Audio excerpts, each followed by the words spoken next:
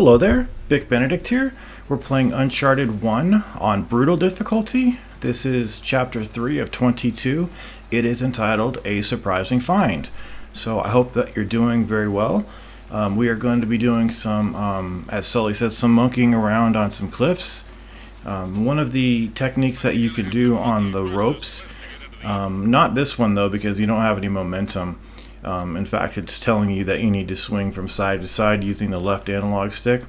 Well, the next vine rope that you're on, when you're jumping to it from another handhold, like right here, all you need to do is when you jump on it, you get momentum from the initial swing as you jump on it, so you can just jump to the next one right away. You don't need to go back and forth. So that's one way. Here, I'll do it again. Just jump on it, jump to the left. It works perfectly every time. And when I say perfectly, you'll never not do it. It works perfectly. So we are just going to be doing, I just love this game. It's fun. It's fun doing the what do you call it? The mountaineering, the scaling. It's incredibly fun. And this game is just absolutely a work of art. It's so beautiful. We have some combat coming up though, too. What I really like in this game is that it has a reset camera feature. I always mention that people probably get sick of me talking about it, and it's a sad fact that it was removed from the second and third games. It exists in the fourth game, but it's tied to like an auto camera feature, so that's a little sad. But I love being able to center the camera, because one of the things that I like about it is that although this game has a sensitivity slider for the aiming, it doesn't have a sensitivity slider for the look. So when you're just moving around without aiming and you're moving the right analog stick, it goes at the pace that the game has predetermined, which is admittedly pretty slow. And if you could swing the camera around very quickly, I think I personally would have a better experience.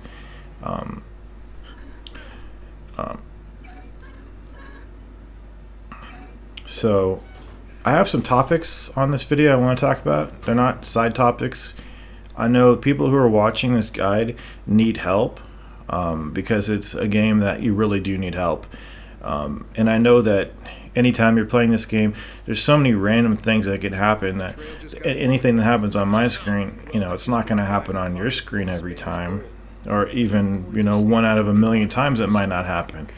So sometimes just being able to listen to another person playing the game and give you his perspective, his insight, his struggles, his frustrations and things like that, it can be comforting, and it can make the person who's struggling keep going when he thinks he's going to quit. If you remember, when I first played this game, I did quit. I quit. I didn't think I could do it. It was just so hard. I don't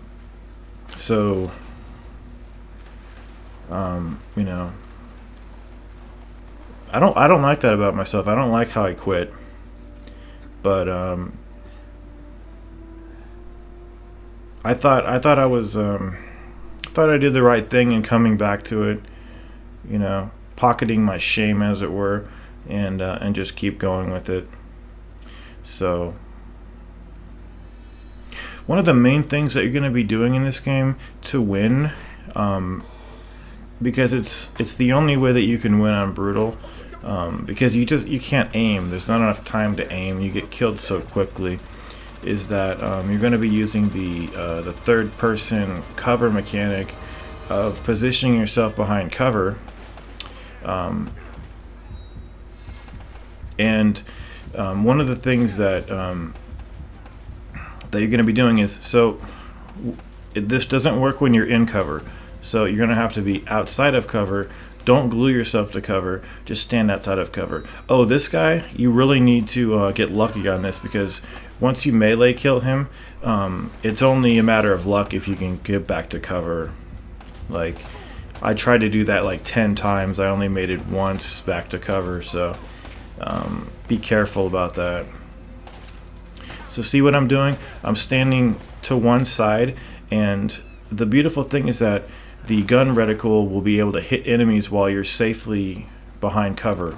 And one of the things that I do when I'm playing this game is I charge a last enemy just for fun. This almost got me killed, but it's one of the things I tend to do. I don't always do it, but when there's one guy left, I like to rush him like somebody charging a quarterback in football. And you know, try to as best you can get headshots, because that will preserve ammo. In this next stream, we've just got a couple of guys. I think there's 2, so you're going to see me charge the last guy. I'm trying to not swear either, because YouTube picks up on that and they flag your video for demonetization. It's what I consider to be censorship before the fact. But it just goes to show you that even on brutal difficulty, there's a failed brutal combo. I often fail on those. I'm not the best at doing those, but it does go to show you that you can get away with bloody murder on this game on brutal difficulty when you just have one guy left. And also be careful when you come down these stairs, because you have to kill one more guy before you get a checkpoint. So again, position yourself to one side of a wall or a pillar, anything like that, so that your body is safely behind cover and you can't get hit. And the gun reticle will be able to kill enemies, because it will be outside of the cover, and there's no clipping. Yes, there is clipping in this game. There's clipping in almost every game, or I should say every game, but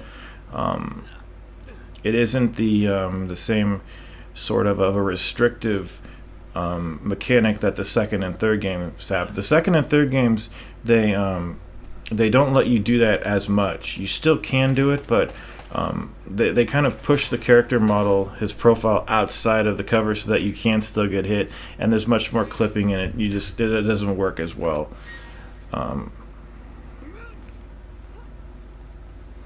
And one of the sad things about the second and the third game, and I don't know why this is, it's not something as innocuous as not being able to center the camera. This is a really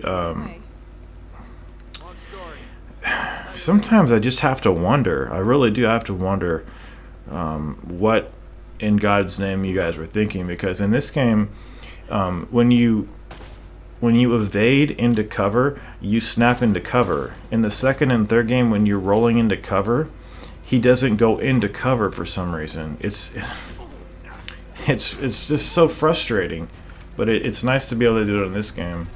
You'll see it time and time again. There's also kind of like a SWAT turn in this game.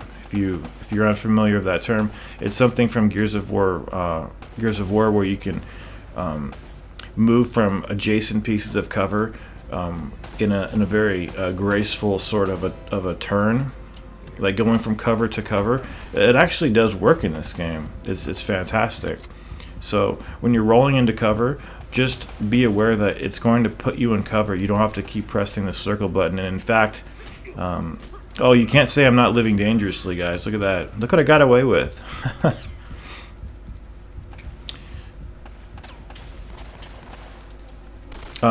So the gun on the right, on the D-pad right, is your primary weapon. The gun on D-pad left is your what do they call that? It is the sidearm. It's a sidearm. So your pistol is the sidearm. Your main weapon is the primary weapon on D-pad right, and the grenades, I believe it's L1. And to cancel the grenade, I believe when you're holding L1, I know for certain if you press circle while you're holding L1 it cancels. I think you can also press X. I'm not sure, but maybe that works too, but just press circle. And I do believe that there aren't any more enemies left. We're going to get another spawn as we come up here.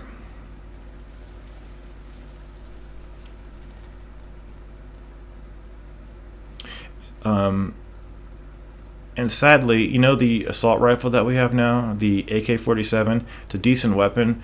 In fact, it's pretty damn good. But what I would really like about the primary weapons, I really wish you could zoom in with them.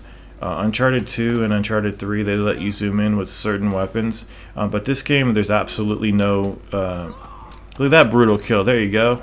Down you go. You don't get a checkpoint also until you kill these remaining 2 people down here.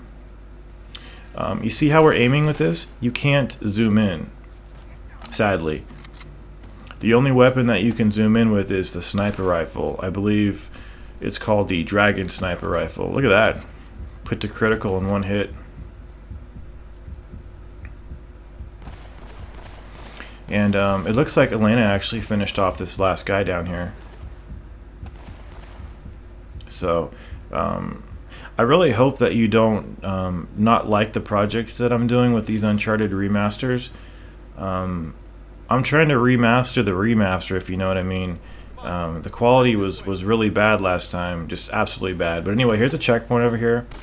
And there's going to be 2 guys down here on this side, on this floor, and then if you notice, there's also going to be 2 guys coming down the stairs. And I think that's the extent of everybody. There's 4 guys.